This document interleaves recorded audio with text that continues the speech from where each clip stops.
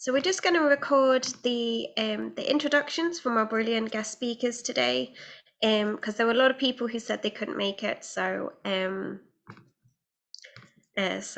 hope you don't mind.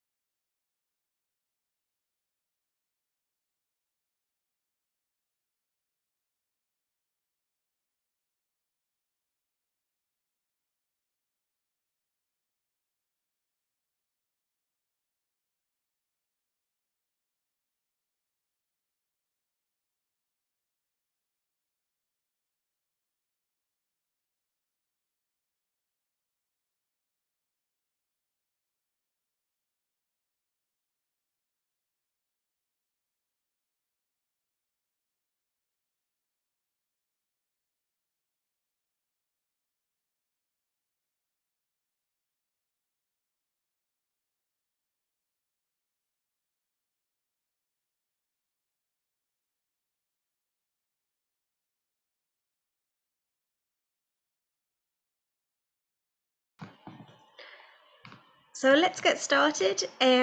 So welcome everyone to this meeting on the pandemic of gender violence and what we can do about it. So the meeting tonight's hosted by Ruth Coppinger, former TD for Dublin West, co-hosting with ROSA, Socialist Feminist Movement. And we have a really brilliant lineup of speakers tonight. So thank you to for everyone to coming, but particularly our speakers for agreeing to speak tonight.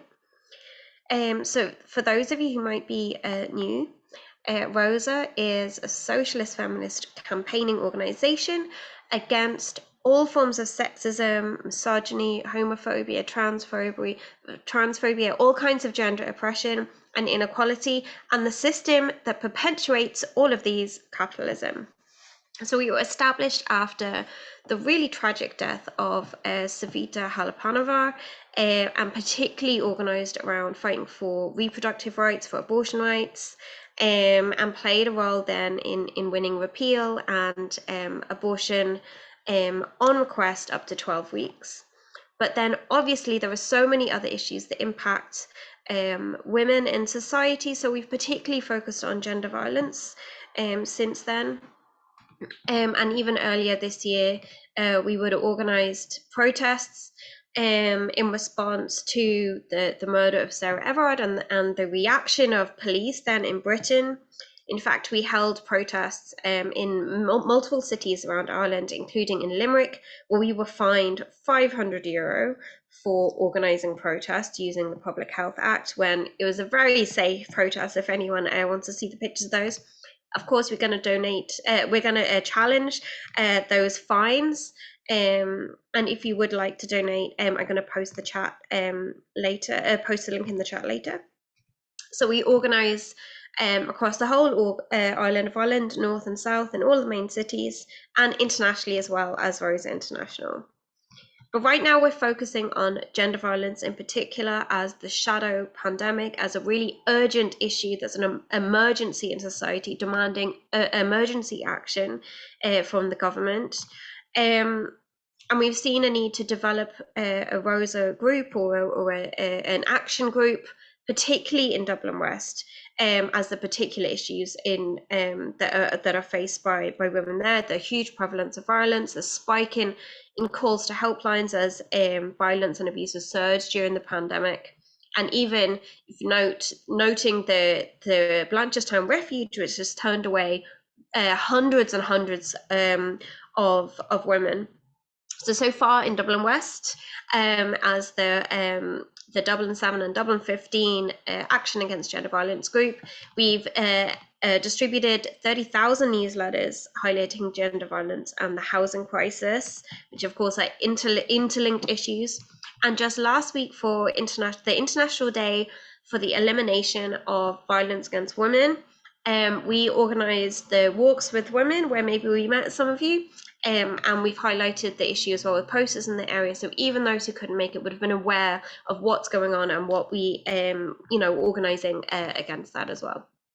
So today, obviously we're online, so we're recording the and live streaming the introductions, as a lot of people couldn't make it but really did want to be here. But we're also going to be planning a COVID-safe coffee morning or outdoor meetup or some kind of activity soon in Dublin West. So please do leave your details on the attendance sheet if you'd like to get active with the Dublin West Action Group. There's also an option there. I'm just going to post that in the chat again if anyone's late. There's also an option on that sign-up sheet to get more information about ROSA, our activities, our campaign against gender violence and other issues as well, all over the island of Ireland. And we actually have a meeting next week, next Wednesday.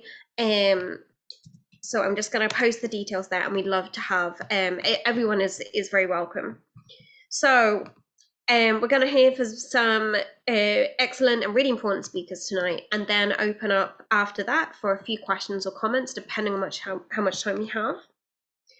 So we're going to hear from Noeline Blackwell, CEO of the Dublin Rape Crisis Centre, Amy Ferguson from Unite Hospitality Northern Ireland, Orla Muldoon, who's a professor of psychology but has been an incredible spokesperson on the failure of the state to respond to gender violence appropriately, Anna, who's a young ROSA activist who also works in Dublin West, and then of course Ruth Coppinger, as well as a member of the Action Against Gender Violence group. So we'll start off with Noeline Blackwell. Thank you so much for joining us. CEO of the Dublin Rape Crisis Centre. She's going to speak to us about sexual violence and gender inequality. We've said about 10-12 minutes. I'll direct message you just to let you know how you're getting on for time. Okay. So yeah, take it away. Thanks so much. Thanks very much, Keisha, and thanks very much to Rosa and Ruth Coppinger for the invitation to be here this evening and to be part of this. I suppose, meeting that recognises what we keep trying to remind people about, and that is the urgency of the issue of gender violence. And you bring that home. It's this day last week was the UN International Day for the Elimination of Violence Against Women. And that started out like the blinding flash of light, that if you actually eliminated gender violence, gender-informed violence, and violence against women, you actually would make the whole of society a safer place for everybody in it. And that you needed to highlight the day because of the lack of recognition that was given to the issue of gender violence and of violence against women. But now it's just, I kind of make up a song, except the song is there already. It's just another day. It's a day that people know. And these 16 days that go between the 25th of November, the International Day for the Elimination of Violence Against Women, and the 10th of December, which is International Human Rights Day around the world. Those 16 days, everyone in our area, everyone working on this topic is extra energized. So it is lovely to be part of this energetic group that recognizes that this is going to be a hard-won fight, but that we have to keep up that sense of urgency about it. And even the title of this evening, The Pandemic of Gender Violence, is so important. And it is actually, this isn't just, you don't have to be left-wing, you don't have to be any particular political opinion. Our government has put into the programme for government that there is an epidemic of domestic and sexual violence. I'm going to be focusing on the sexual violence because of my work with the Rape Crisis Centre. But we know how interconnected the various forms of gender-based violence are, and how those are the two main forms, but that it's not just there either, that it is, there are other issues like female genital mutilation, like forced marriage. There's the very specific issues of trafficking in people, all of these crimes that are committed against women because they're women is being recognized. Okay, obviously sexual violence, it affects and impacts on all genders, but it disproportionately impacts on women. That is the evidence. It disproportionately affects them. There are more women by far affected, and the impact is greater on them across the way. So thank you for being here. And I just want to talk maybe a little bit about one of the things that has frightened me over the years, and that is how easily change can be lost. Before COVID hit us, Dublin Rape Crisis Centre marked its 40th anniversary with a conference in November 2019. And we were brought back to the days of 40 years before that, way before most people on this call were born. But you know, it was real then. Back in 1979, the movement that was Dublin Rape Crisis Centre started as a result of a number of horrific rapes and other sexual assaults in Ireland, but also because women were reclaiming the night, reclaiming the streets. They were out walking, saying, we want to be able to walk where we want to walk, we want to be able to go where we want to go, and wear what we want to wear without being subjected to physical or sexual assault. And the fright I get is what happened in those 40 years, that was then, and that looked like we were getting there. And then something happened, it just kind of drifted into the background again. And then there were other waves. Every 5 or 10 years, a group would come forward and say, women's rights are being disregarded in this area. Women are being harmed, and it's not being dealt with. And then it would disappear again. So one of the things that I think is really important, and one of the big external changes that I hope will make a permanent difference in the last number of years. There have been two big external impacts on us in Dublin Rape Crisis Centre and on our work.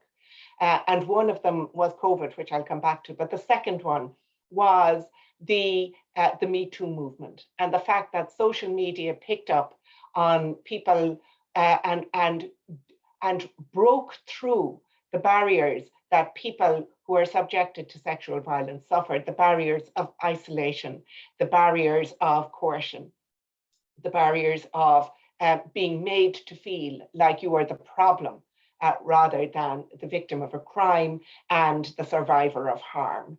So in some ways, I think maybe our life has changed, and maybe the fact that there is more of a focus has something to do with Me Too, allied to events in our own state in recent years, like, for instance, what was seen as so cruel, the legal system so cruel, and well-educated young men so misogynistic in the Belfast rape trial, which has led to debates all over Ireland, added to the scandals which are still happening on such a regular basis in the defence forces with the women of honour, in the arts and cultural sector.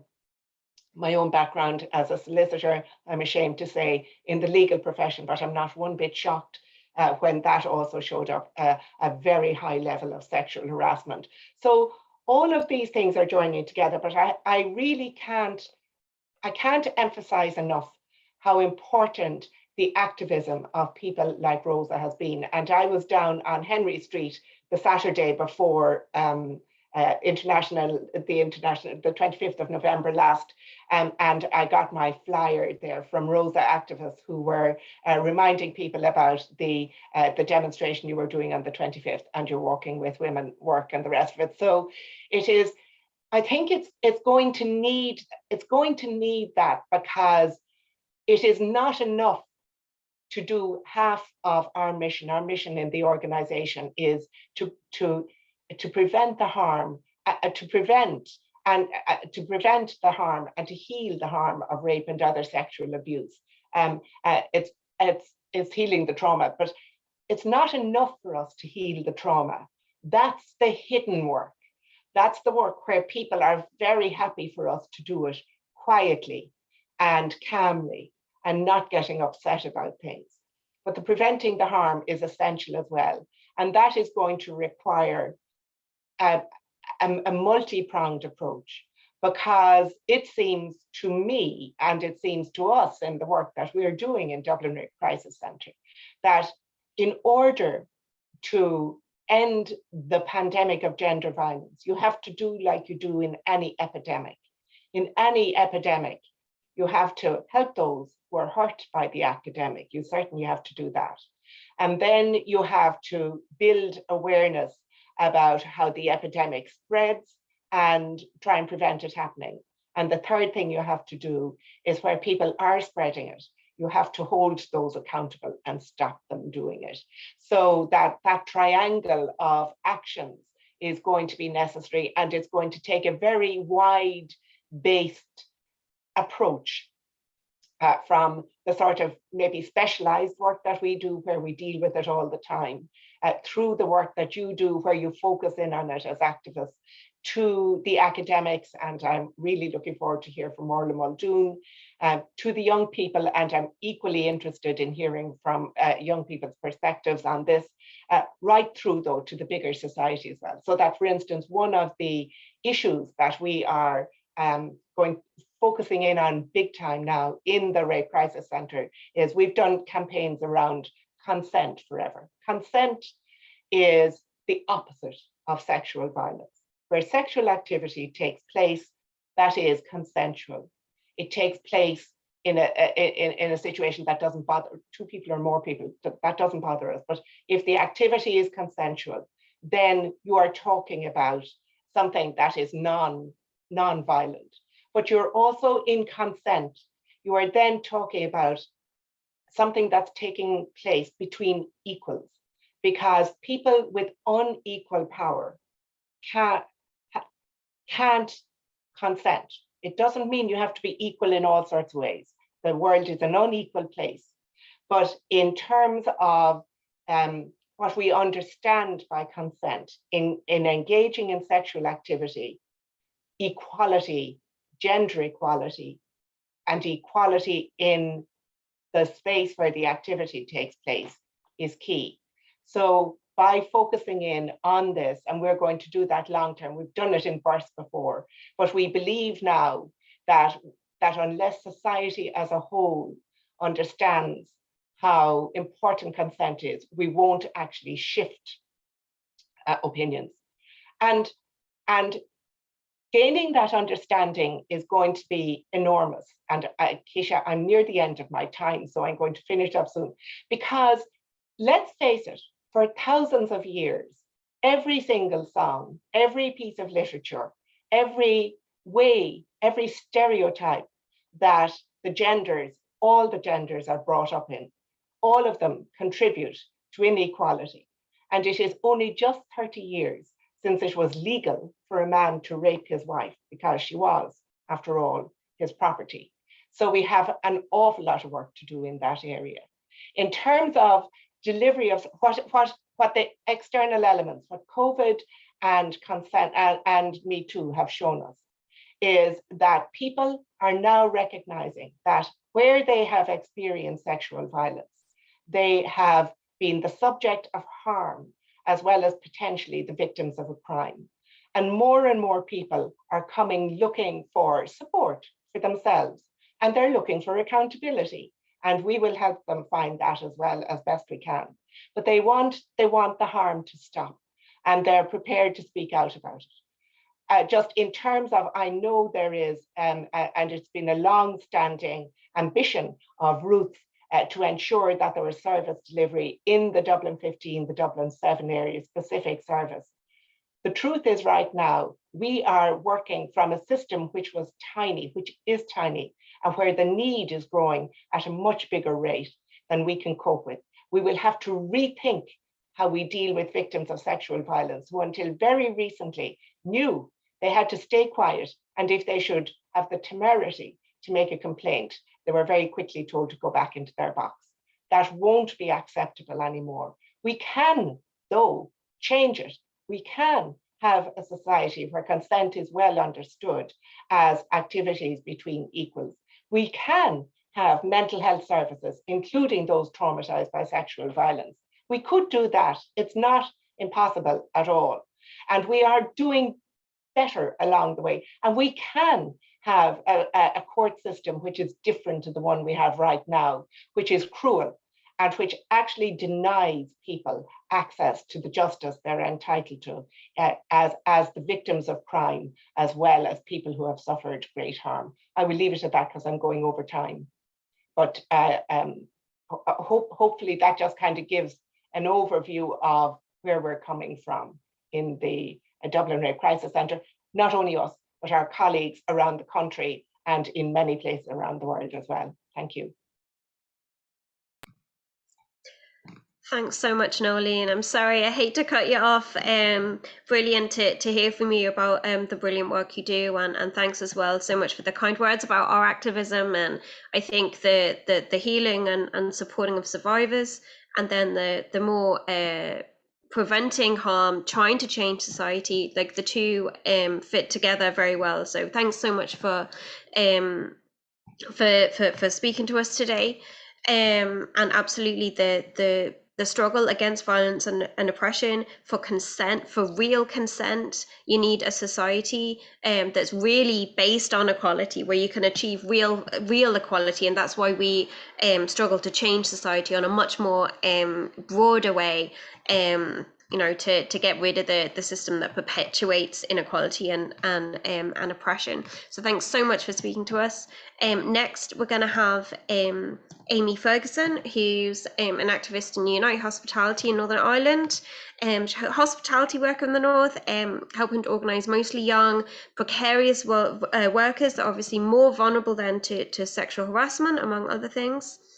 Only a month ago, we were in Scotland at COP26 campaigning against climate change, and Amy actually shared the stage with Greta Thunberg and got a brilliant response from speaking about organising a working class fight against climate change. So it's brilliant to have you with us tonight, Amy. Okay, thank you, Keisha. The main thing I'm going to talk about tonight is just the huge rise in the cases of the spiking of women in clubs and bars. I'm sure we've all seen a lot of the news articles now.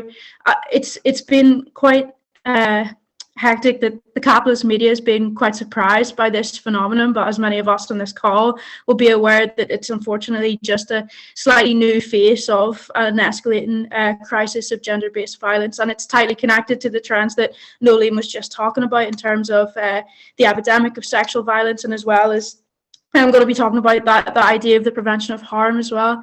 Now, this phenomenon of spiking, as I said, has not came out of nowhere. Inherent in the capitalist system is this deep sense of misogyny, and this reflects itself in an entitled dehumanization and objectification of women. And this has been escalated by the COVID pandemic, which has left many of us isolated and increasingly vulnerable as well. And just on that, in the North specifically, there were 2,000 incidences of domestic violence reported to the police. And what's most striking about that statistic as well is that it only represents about a 10% increase from before the lockdowns were a thing. As well, it's been found that 31% of homelessness amongst women in Ireland is due to fleeing domestic violence and having nowhere else to go. And I think what those statistics just highlight is that the prevalence of violence against women is not just an individual thing, but it's actually essentially a collective experience. and owing to the real prevalence of conscious or unconscious sexist ideas, we're not free from harassment or the threat of harassment when we put on our work uniforms and enter into our workplaces. And there's a scale of misogyny that women deal with at work daily, from not having access to sanitary products to having to wear gendered uniforms that accentuate our hips or chest to attract unwanted attention, to physically being harassed or assaulted. So back to the main reason why I'm speaking today, being the rise in spiking. So in the UK alone, over the past 2 months, there's been 200 officially reported cases of spikings in bars and clubs, which amounts to about 3 a day. But that figure obviously could be higher, accounting for those that aren't officially reported. And as a result, we saw last month women in cities across the UK and Ireland engage in a girls' night in to raise awareness about this issue. Now, the prominence of sexual harassment in the hospitality industry has been known for such a long time. Unite the Union survey from 2018 found that 9 in 10 hospitality workers have experienced sexual harassment at work. 86% have witnessed the harassment of their co-workers and or customers, and 77% didn't even know if their workplace had an anti-sexual harassment policy, and then 60% lacked faith in their management to actually deal with a complaint of sexual harassment. So this has been a long-running issue, yet employers have sat in their hands and done very little about actually dealing with it, and those stats are reflective of that point. And that's led us directly to the situation we're in now, where those spiking women, these abusers, can get away with their actions consequence-free. And to put it bluntly, how our venues are run right now is a danger to both workers and customers. Our employers have cared little other than their profit margins. That's been hyper-exposed during a pandemic as well, meaning that if concretely dealing with this issue actually costs them even pennies, they'd rather ignore it. But it's not just that inactivity that's the problem. The low wages that's been fostered in the industry has pushed a culture of reliance upon tips just to be able to afford bills or even a taxi home at 2-3 in the morning, because otherwise paying for a taxi home can cost you at least 1 or 2 hours of work. My union branch has heard from countless numbers of workers about how they feel pressured to quietly accept or even laugh about unwanted verbal or physical advantages from customers, just so they don't lose out on that tip. And this again feeds back into how these abusers know that they can get away with their actions. And of course, it's not just rogue employers. Politicians are obviously absolutely to blame on this issue as well. And as I mentioned, it's notable that this rising trend of spikings in bars has coincided with rising cases of domestic and sexual abuse. And this idea that just women are not safe anywhere, the misogyny that this system is so reliant upon follows us everywhere, yet the executive politicians at Stormont in the DUP, UUP, Sinn Féin, the SDLP alliance have at best ignored these issues, and at worst have actually continued to ramp up their attacks on women's rights, on their health and safety, including attacks on women refuge centres, but also on abortion rights as well. So for example, where I live in the north, abortion has been decriminalised for over a year, and we still don't have any access to services. Now, on the one hand, whilst we have that, so I'm going to wrap up in a second here, Keisha. So on the one hand, whilst we have this absolutely rotten approach by bosses and politicians, we also have, on the other hand, incredibly inspiring actions of ordinary women and working class people actually pushing back on this issue. So over the last couple of years, for instance, workers in hospitality, food service, tech industries have launched really impressive fightbacks. So in both 2018 and 2021, tens of McDonald's stores in the US were ground to a halt after workers took strike action on the issue of sexual harassment. And earlier this year, a McDonald's workforce in Paris actually occupied their store, demanding that management take a more serious approach to the issue. And then in 2018 as well, obviously, we saw the Google workers stage walkouts over the issue of sexual harassment. And in each of these cases, the workers recognised that this wasn't a problem that was exclusive to their own workplace, but was a systemic problem. And so, for instance, in the US, those McDonald's workers have made moves to link up with women's organisations, etc., to strategise over politics and how they can best utilise the tactic, the power of withdrawing their labour. And this is incredibly inspiring stuff. You know, these movements are really important and could have a transformational role on the impact of the trade unions as well as broader society itself. But I think just because I'm over time, I'm just going to conclude. And I think it's just to say, I think it's clear now more than ever that a socialist feminist approach that's rooted in this working class movement and in the organisation or an organising united struggle needs to be at the centre of our fight for equality. And we should really take confidence and inspiration from these movements erupting all over the world and realise that this systemic change we need is entirely possible. And women, working class, young people, people from oppressed groups are already the ones leading the way for a better future, whilst capitalist politicians sit on their hands. So yeah, I'm just going to leave it at that, but thanks for letting me speak. Looking forward to hearing the others speak as well. Thanks so much, Amy. Brilliant to hear from you as always. I'm just going to post again in the chat the attendance sheet if you wouldn't mind leaving your details. Our next speaker is Professor Orla Muldoon, Professor of Psychology from the University of Limerick, who has been a great spokesperson on femicide and highlighting the failure of the state to even gather information or research about the issue of gender violence and how it's featured in the courts and things like that as well. Just shows how low priority this issue is.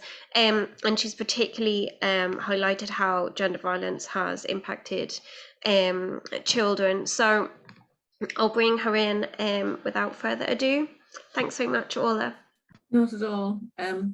Thanks, Keisha. I will just follow up on something Noeline said about, you know, not losing change and how change can be lost.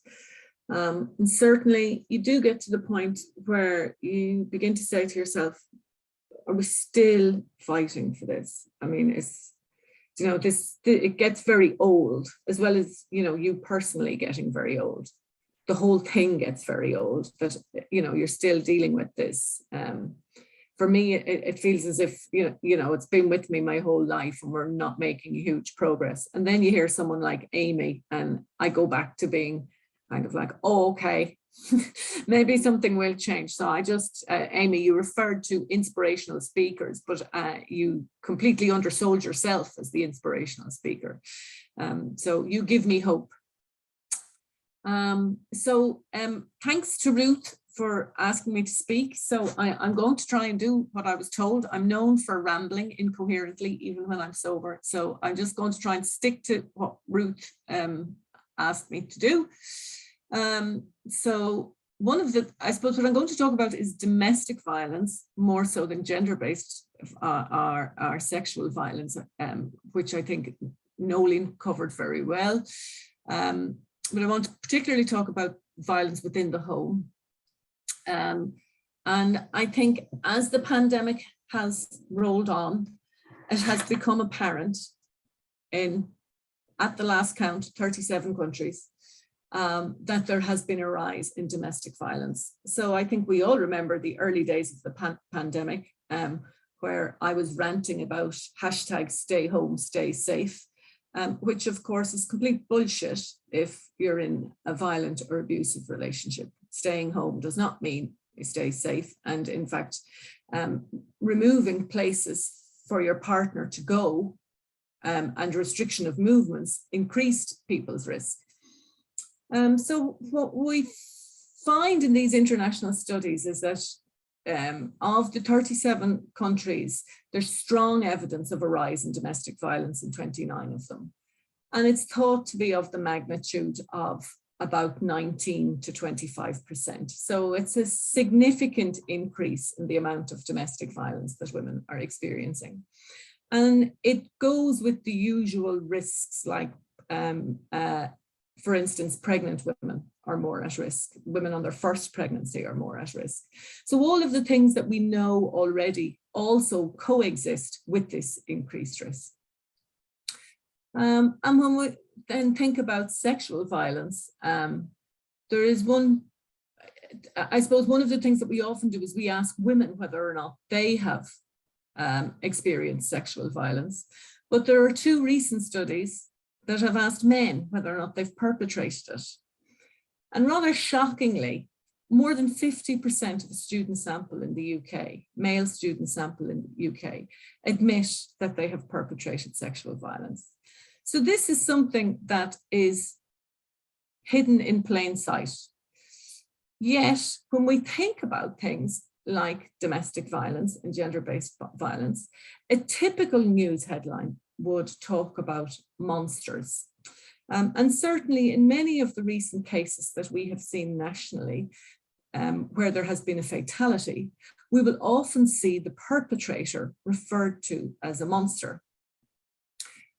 So I watched a show, I think it was on Tuesday night of this week, about Rachel Kalali and her husband who had killed her, and he was referred to as a psychopath, and as if, you know, an individual-based explanation for his behavior. And as Amy said there, this is about the collective.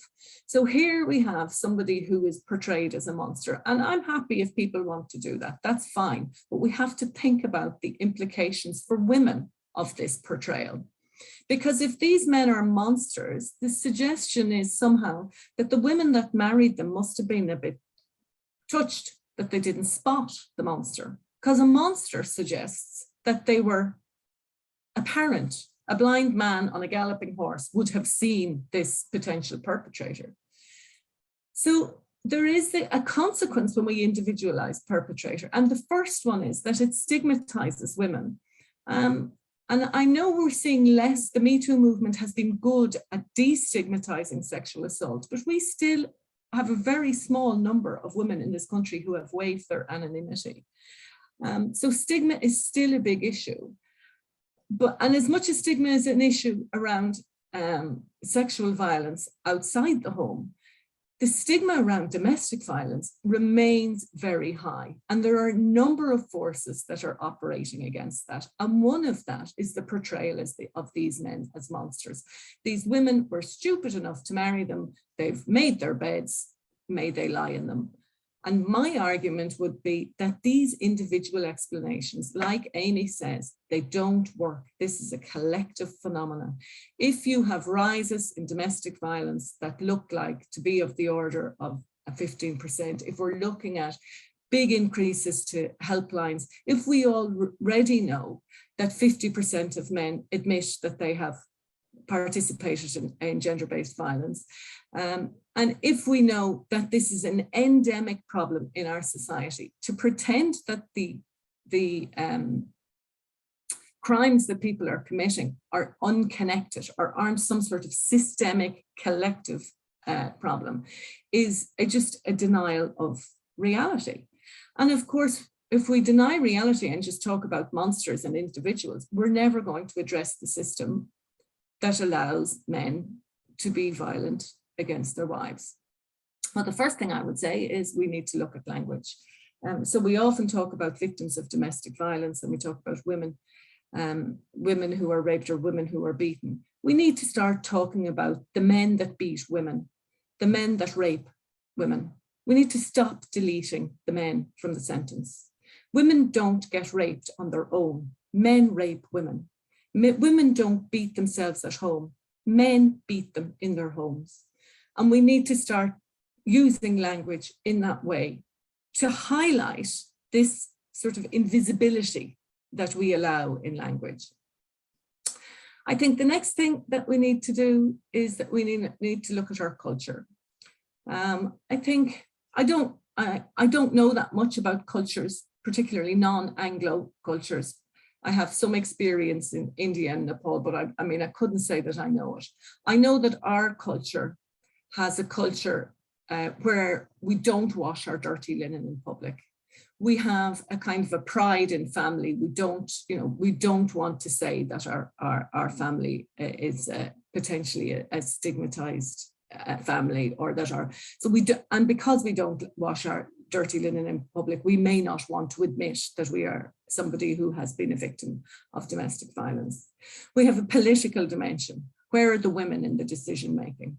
Why is it that there are no women at the table when we are making decisions about lockdowns? Why are there so few women in our Dáil? Why are there so few women in senior roles that are making major decisions that affect our lives as women? Why are there so few women in the police? Why are there so few women in senior roles in the police? All of these kinds of political issues are important. And then we have things that operate within families. And a lot of the work that we have done shows that actually even within the family unit, people can be quite ambivalent and not truly understand. They don't fully understand that the person is a victim of domestic violence. I think the phrase coercive control has moved into our language now.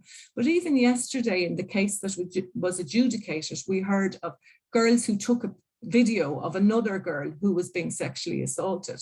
Sometimes people impose relations and think that this is a functional intimate relationship, and sort of put a stereotype of a particular form of family or relationship onto something. And that interferes with people seeing it.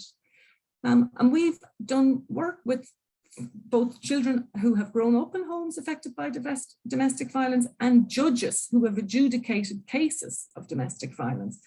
And they show that ambivalence. They don't seem to be able to move away from some sort of notion of idealized family. And of course, again, our culture protects the notion of family. It's actually written into our constitution that somehow we should protect the family unit. And that's getting in the way. People are superimposing what they think a nice family is, to allow husbands who have abused wives to continue to have access to children. And in most other jurisdictions, that is no longer allowed because gender-based violence is viewed as a form of child abuse. So therefore, the access to the child is denied because it's seen as abusive to expose a child to that. The last thing I would say... Sorry to interrupt, Orla. If you could just wrap up. We're just running a bit behind time, sorry. Yeah. So the last thing I'd say is that I really like this healing trauma stuff that both previous speakers talked about. And that's where we're currently doing research. And we would say that activism can actually be a crucial part of healing. So well done to everybody who's active. That's it, finished. Thanks so much, Orla. Sorry to cut you off there. Brilliant to hear from you. Very important points that you're raising, particularly around the role of the state and how it upholds these dangerous situations as well.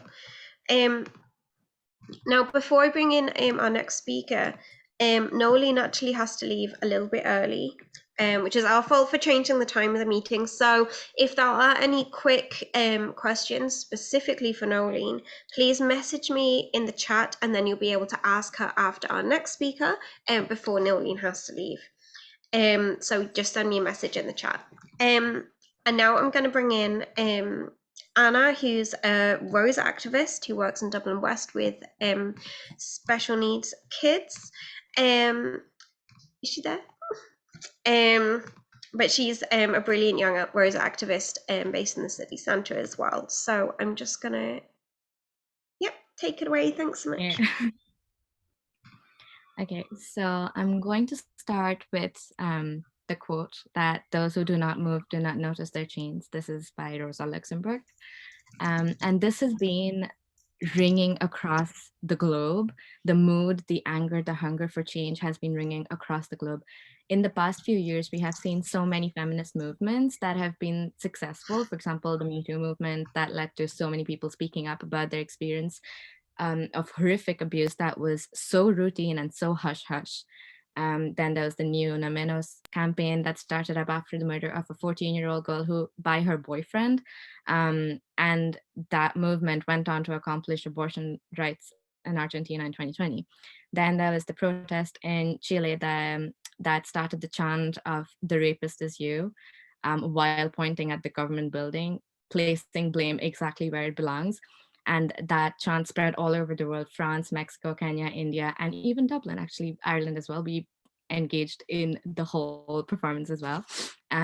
It became an international phenomena that motivated everybody to look where the systemic issue is.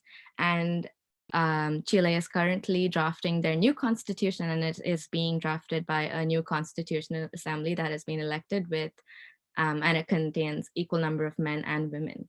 Then there was also the protest in India against the Sabrimala temple ban, wherein women between the ages of 10 to 50 were not allowed to enter a very famous temple in India, because those are the ages of menstruation, and menstruating women are impure and unclean. So there was a protest by 5 million women who made a wall that was approximately 620 kilometers long, and successfully overturned the ban. And of course, not to forget our own victory of abortion ban, that we repealed the 8th, and the protest famously contained the abortion pill bus. And it was from this protest that Rosa was born, as well, as Keisha had mentioned, because we noticed that there was a hunger for change. And after Savita's death, there was a huge change in consciousness as well. There was anger, there was agitation, there was a willingness to organize. And Rosa successfully harnessed and channelized this anger into a political fight. Since then, we've been active in mobilizing women, young people, LGBTQ community, and more to fight all the fights that we need to fight. Even during the pandemic, after Sarah Everard's murder by a then serving police officer, someone who was meant to be protecting the people, there were several protests that took place in Dublin, Cork, Limerick, and Galway, as Keisha had earlier mentioned as well. And as a testimony to the systemic misogyny and violence in our society, the activists were fined, and some of them are also undergoing prosecution currently for protesting gender-based violence in the middle of a pandemic, while there was a growing shadow pandemic of violence, domestic violence, and gender-based violence. And it was an entirely safely, socially distanced protest where there were 10 people in Limerick, and they were masked and everything. And they were fined. They were one of the first protesters and activists to be fined in the middle of all the right-wing anti-maskers protests going on in Dublin as well. And this was in the middle of the Gardaí ignoring over 3,000 calls of domestic help. And according to Safe Ireland, at the height of Ireland's second lockdown, 2,180 women and 602 children received support from domestic violence services. Over 2,455 new women and 486 new children contacted the services for the first time within September to December. That is 20 women and 4 children every single day. Then there was, according to Women's Aid support workers, overheard 30,000 disclosures of domestic violence, including coercive control. 24,893 were of abuse against women, and 5,948 were of child abuse. 24% of these women experience abuse by their ex-partners. The Rape Crisis Network also reported saying that they have an extreme crisis of resources, and currently they have in 2020, when the report came out, they had 332 people on the waiting list, and that meant that a survivor could be waiting well over a year to actually speak to a counselor. So it is super important that we fight, and we fight loudly, because we're not going to gain absolutely anything without screaming about it. The government has not given any extra resources allocated in this proposed budget for domestic violence, sexual assault services, or for emergency housing for women fleeing violence.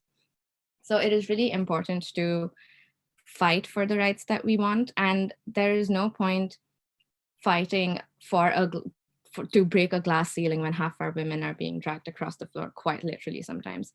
So yeah, so we need to also start from the very bottom, where, for example, sex education, which is still absolutely dismal in Ireland. There was a study that found that 85% of young people have been exposed to misinformation about sexual health. Less than 1% would turn to their schools for sex education advice, and 2/3 of the people who answered the survey also said that they got their information from the internet, the house of porn. So it is really important that we fight for every gain that we want to make, because in this world, we are the oppressed. Women in the LGBTQ people and young people are the voice of this crisis, basically. And also, while we are also the most oppressed and marginalized, in every protest that we've seen, women and young people have been at the forefront of all of it. So we have been the strongest activists in making all the gains that we have wanted to make. So yeah, thank you. Thanks so much, Anna. And absolutely, like, we have to struggle, we have to continue. And I think those inspirational examples you gave, that's the way forward. So I'm just going to post the link to the next ROSA meeting, which is next week, which is about the global feminist movement and what we can do and how do we plan for International Women's Day next year. So I didn't get any messages about any specific questions for Noeline, so you're off the hook. So I'm just going to bring in Ruth, who, of course, you all know, brilliant former TD for Dublin West, who has an amazing record fighting for repeal, raising issues of the atrocities committed by the church and state, and their disgusting disregard for victims and survivors of mother and baby homes. And that's only been in the last, that's just a record last year. So thanks so much, Ruth. I'll bring you in now without further waffle. Okay, thanks, and thank you to all the speakers. So in a UN Women survey in 13 countries that was done up until last month, so from 2021, 1 in every 2 women in those countries had either experienced gender violence themselves or they knew somebody who had. 7 out of 10 women believed that domestic violence had increased in the pandemic, and 3 out of 5 felt less safe in public spaces. That's why the UN has called gender-based violence the shadow pandemic. Now, of course, poverty, religion, economic stressors, war, and a myriad of different factors will affect different stats in different places, but it's an undeniable epidemic in every single country in the world. A record number of women have been killed in Northern Ireland during the pandemic, 11. Imagine if 11 women had been killed in sectarian killings in the last year and a half. There's also in the south, a relentless number of attacks and murders have taken place in our own local area of Blanchardstown and Finglas, which is adjacent to us. Jean Eagers, Jenny Poole, and Fabiola Camara, 3 women killed here during the pandemic. They were women workers in retail, in care, in childcare, women with families. And of course, while femicide is the most brutal outcome, gender violence is a daily feature of life for women and for trans people as well. Having to plot and plan your journeys, restricting your life and movements, clutching your keys to use as a potential weapon should you need it, not saying yes, but not saying no through fear or coercion, waking up to find you've been sexually assaulted. Those are daily facets of life. And every time a woman or a sexual assault survivor speaks out, you get, why were you there? Why did you drink too much? Why did you not leave him? Even though the women who've been killed did leave. And in fact, separation is a trigger for murder by entitled men. And the latest, when somebody discloses something because we have a more conducive society and atmosphere for people disclosing, is, why are you only speaking up now? Why did you not speak earlier? So victim blaming has taken place daily in the courts, but also throughout social media. The dynamics of toxic relationships, as Orla said, are not being discussed throughout society. But our whole culture and popular culture facilitates toxic relationships, everything from films to pop songs. After the Belfast and Cork rape trials, when women's clothing were used in classic victim blaming, which had to play some role in the not guilty verdicts, because otherwise lawyers would not resort to rape myths if they didn't have any impact. We saw an outcry active demonstrations took place in which ROSA played a part. Now, we know judges can live in rarefied worlds. They come from very elitist backgrounds, but only education and a massive change in societal attitudes can neutralize juries coming up with these verdicts as well. We have to ask, why is gender violence so prevalent? I use the term gender violence deliberately because I think in the past we used the term domestic violence a lot, and there was a tendency to minimize that and to see it as being, oh, well, that's different, you know, that's within a relationship. And I think gender violence encompasses all of them. That's why, you know, women are attacked in their homes. So first of all, to say, lest there be any confusion, of course, women can be violent and abusive, but what we are mainly talking about is a problem of male violence against women and male violence against other men and children. And it's not because men are born predators.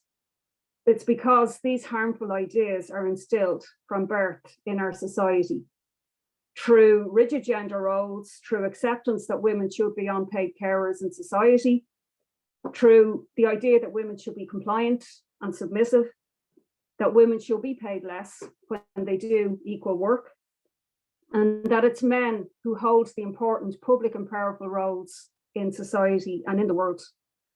And we have a system based on justifying extreme inequality under capitalism, under the profit system, which was built on the very idea that the use of violence to achieve profits, resources, or what you want in personal relationships is actually justified.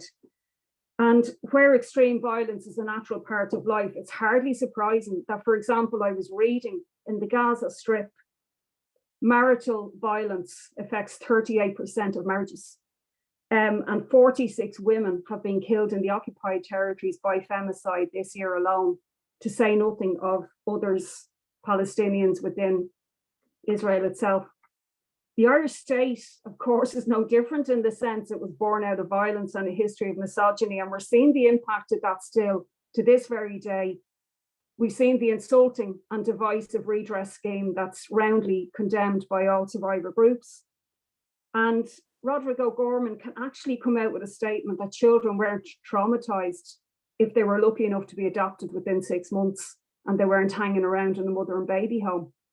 The compensation for incarcerating a woman, taking her child and depriving her of information on them throughout her entire life is €5,000.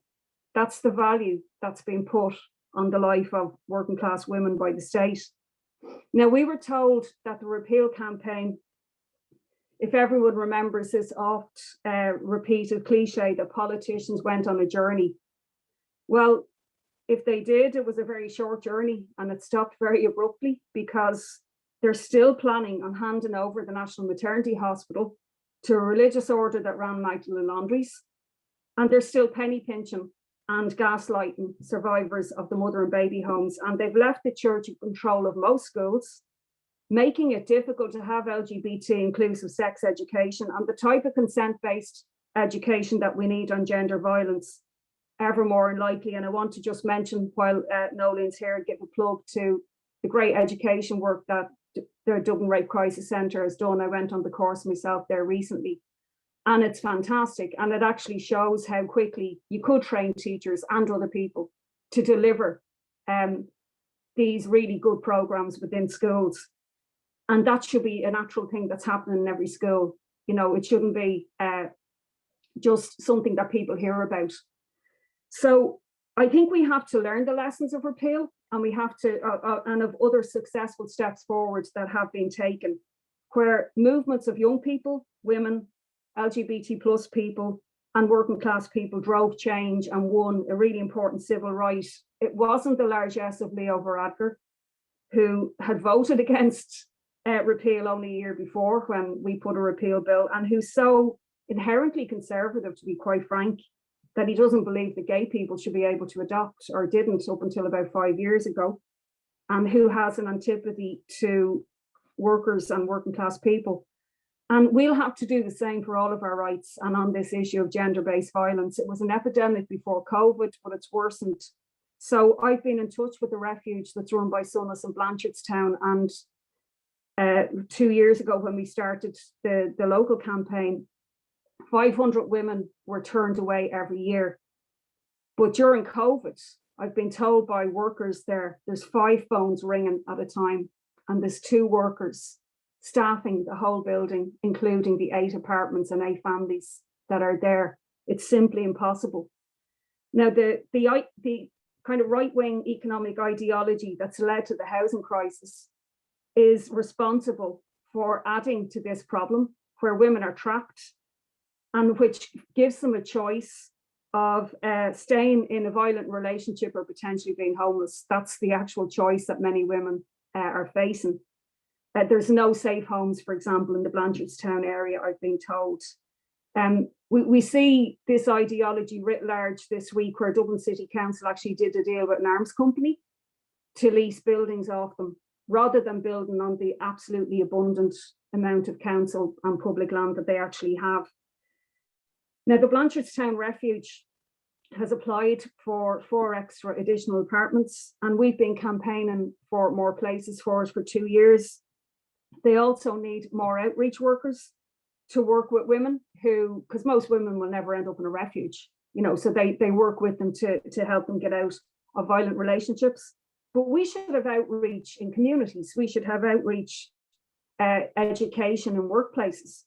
We also need rape crisis services in suburbs. But of course, as Noeline said, we need trained personnel to provide that.